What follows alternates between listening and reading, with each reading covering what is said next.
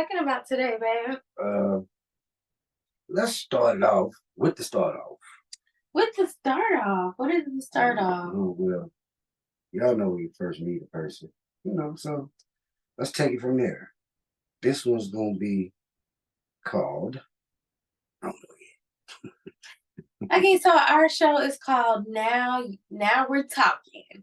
And so we wanted to talk today about first impressions. So I'll start off first. So when I first met Jermaine, um, I met him at a barbecue that he invited me to that his friend was having. I just got my makeup on. I was feeling good. I had my shades on, like, And what was your first thought? what she said. Yeah, I was like, His wait. first thought was, "Oh, she driving a cool Mercedes." No, That's what you said. We had that. I was catering my partner's first daughter's birthday party. She was just turning 1, and I had no idea it was on me. Like then, because I was like, oh well, she may not show up. She said she gonna show up, but you know how people do. And then we live in the catfish era. I couldn't believe she was responding. So, long story short of that particular moment, everybody was outside, doing family activity outside. And she pulled up in her car and was like, man, who that? Everybody was like, who that? Who that? Nigga, that for you? That for you? I'm not even knowing it's for me. But she gets out the car, man. I'm like, oh, hey, after that for me, y'all. That's my gift right now. At the time, she yeah. She rolled up and it was amazing. Now, mind you, I'm in a decent attire, I ain't looking raggedy, but I was working also. Cooking, I had an apron, and all that other good stuff. So I'm thinking, I'm like, I know what, this ain't for me, because I'm looking all right, but I ain't my A1 self right now. But she pulled up. Let's just say everything was in the right place, the right space, and I had to get in her face, immediately. So we met at a point in time where I had just got out of a relationship. I was married for I was with my ex-husband for like 20 years. And we had made the difficult decision to say, okay, this is not what it is anymore. So I was still married at the time. So I was kind of between like, this situation has ended. I know it's ended. If he can just find the paperwork. That took like years. So imagine like you are separated, you are not living together, the person lives in another country, and for years you're trying to finalize the paperwork. So I was still kind of I don't know if I was all the way over that. I feel like I was over it. What did you feel like? She wasn't. You didn't feel like I was over it? Why? My opinion. It's just my opinion. Okay. Because it still like I still felt like I gotta try to get in because somebody else still got a spot. It may not be a nice warm spot, but somebody is there in that spot, and I gotta get that person out that spot. But that's my spot. That's just how I felt. And she knows this because I always emphasize it. That's the thing about when I'm going to touch on it now, and we'll get to that in more further episodes. But we talk about a person being driven and wanting something, the desire to want something, and then actually having that something or being that something. And for her, this is why I love my wife, because she sees me. Even at that time in my life, I was in a space where I'm like, I forget dating. And I'm gonna be frank, you can bleep it or if you get, but we live, so and we all grown. I was like, fuck a relationship. I'm gonna be honest with y'all. God still was working on me, but bringing this beautiful woman and gift into my life, like she saw me even in that point. And when you get that person that can feel your energy and see you like that, I was like, I'm gonna track this. I don't care. I'm gonna chase her. I'm gonna call her. I'm gonna, I'm gonna sweep. I'm gonna do whatever I got to get her. And which wasn't easy, y'all. It wasn't easy. You don't feel like it was easy? What makes you say that? Because it took a while before she even called me her man. So, but that goes to first impressions though, because I still was me. I've always been a cool guy. You know, we all have our challenges. Like we all lived our young life in mischievous things. We all have been young before, made our early mistakes, and I ain't no stranger to them. But at the same time, I knew what I wanted in a relationship, a mate, a partner, whatever. I literally saw, like, damn, I really could be myself. This is what I wanted my best friend.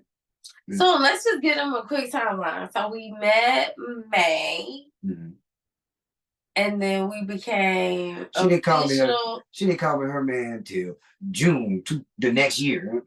So 13 months. 13 months. And then we got engaged 6 months after that. Wait, so June 2023, we became official. June 2023. And at that time, I was just getting ready. I think I was about to turn 40, and I went away for like a month. So I think that was significant because that was a real test and trial of our relationship early in. First impression. You know, I saw her, and then she was we had been talking, having a conversation, and she was in the tribe, we did a lot of things. So I'm like, damn, I need to match your fly. I need to match your shit. It's what stood out to me about him. Every single day I was away, we talked. Every single day we would talk in the morning and we would talk at night. And I was going for like a month. Yeah. I mean, first impression. That's not no different than what I was doing when I was trying to catch you. Persistent. Oh my gosh, you were so persistent. So, a general question. Because that can, as a man, I know me, I'm a gentleman and very romantic. Very and a real one too. Romantic. I'm talking about flowers, the candy that I like, Valentine's Day, teddy bears and chocolate and meals and yeah. So I have a question for you and for you ladies out there. How is it? What goes from persistent? What's the weighing scale from persistent to crazy? How do you weigh that? Yeah, I got you. I snapped you. No, because to some people, our connection may seem crazy just because our backgrounds are so different. A lot of people may consider like, how did that happen? No, do you think people would think that or no? Yeah, I mean, for us, yeah. In generality, yes, making up words. Total word maker upper. No, man, Gator. That's what God made me, and I'm gonna stay that way. But I'm just trying to keep up over here. We create like new meanings to words all the time. Like generality meaning this for everybody who gonna answer the question. The original question is for ladies, when you finally, before you make your choice, or when you're about, what determines your choice between his persistence or is this just crazy? I think when the woman is just like, no, like, absolutely not. This is not gonna happen. I don't see you in that way. Like, that's when it's like, okay, back up. He keep going. And he keep going at 100, like popping up and calling in the middle of the night. You crazy. Brain. What do you think? What do you think makes it like, okay? On the other side, crazy. On the other side, similar situation. You calling like, why are you calling me 30 times a day? That's too much. I could get maybe 3. But you know what? Sidebar. He used to call me all the time. Yeah. Like I feel like every hour on the hour. That wasn't really like the waking hours about 73 calls. Yeah, I'm gonna wake you. I used to count because I'm already up, so I would call in the morning and throughout the day. But then when I realized what she does for me, I'm like, oh, damn. All right, I see Grace. I'm calling her while she at work. And I'm a therapist, so imagine like I do video sessions and someone is like knee deep in a traumatic like experience and we're processing, and you're calling. I'm like, oh, I can't wait. So, but you didn't really know that at first, right? That's what we're saying. That persistence. When you're clueless, you don't know. Person could be really calm. So you'll be like, why you answer the phone? Is it me? Is it me? Did I do something? Yeah. And I'm like, no, I work 7,000 hours a day. And with all of them, I'm working. So on the flip side, it's the same thing for women. They could be feeling the same thing. But at the same time, I tell you no. You just too good. You snap like, whoa. I just said I don't have time. I feel like you would struggle to tell me no a lot in the beginning. Yeah, I did. But that was only because a lot of us, when we not gonna be a yes man, we got a backbone. But at the same time, you still want to appeal and be appeasing. And he is very appeasing. I mean, appeasing, enticing, seductive, romantic. We're not gonna get off topic. Okay, we do have another episode that is gonna be about, keeping it fire, That more on that later. So how should we close them out here? Because I feel like no, we still here. We still here. But first impressions. What we want you to know when it comes to first impressions is it's basically be yourself. You never really people say that connect with someone if you're not real. If you come to the dating table like fake, then you never really know that person. You're not gonna get a real intimate bond if you're not real.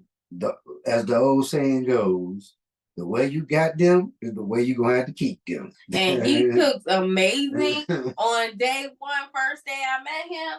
Keep that same energy, babe. Right. Now I'm playing because I know he can. He cooked chili tonight. It was so good. I was like, and then he had some cheese. I was like, oh, some cheese. And it was like spine tingling good. Yeah. This chef of a pretty much creative cuisine, debonair chocolate. Okay. All right.